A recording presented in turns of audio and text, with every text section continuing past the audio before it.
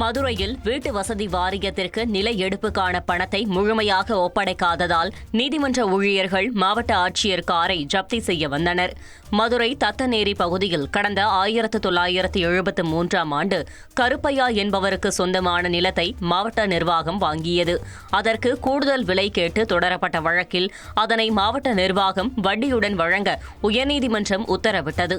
இதனை மாவட்ட நிர்வாகம் செயல்படுத்தாததால் மாவட்ட ஆட்சியர் மற்றும் மாவட்ட வருவாய் அலுவலரின் கார்களை ஜப்தி செய்ய வந்த நீதிமன்ற ஊழியர்கள் அங்கு பேச்சுவார்த்தையில் ஈடுபட்டனர்.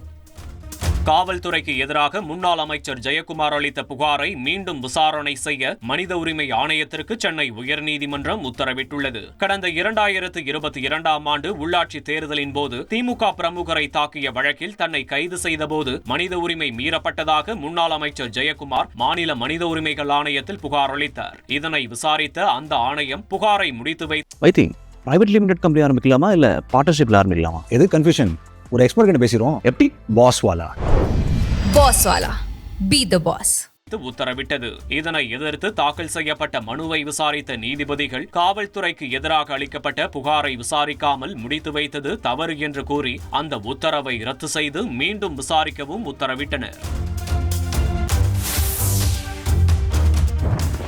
சுப்பிரமணியன் மீதான நில அபகரிப்பு வழக்கை ரத்து செய்ய சென்னை உயர்நீதிமன்றம் மறுத்துவிட்டது. மேலும் இந்த வழக்கில் இதுவரை குற்றச்சாட்டுகள் பதிவு செய்திருக்கவில்லை என்றால் குற்றச்சாட்டுகளை பதிவு செய்து விசாரணையை தொடரவும் சிறப்பு நீதிமன்றத்திற்கு உத்தரவிட்டுள்ளது. சென்னை கிண்டியில் உள்ள தொழிலாளர் காலனியில் கண்ணன் என்பவருக்கு ஒதுக்கீடு செய்த குடியிருப்பை அதிகார துஷ்பிரயோகம் செய்து அமைச்சர் சுப்பிரமணியன் தனது மனைவியின் பெயரில் மாற்றம் செய்ததாக சைதாப்பேட்டையைச் சேர்ந்த பார்த்திபன் என்பவர் அளித்த புகாரின் பேரில் இந்த வழக்கு சிறப்பு நீதிமன்றத்தில் விசாரணையில் உள்ளது குறிப்பிடத்தக்கது.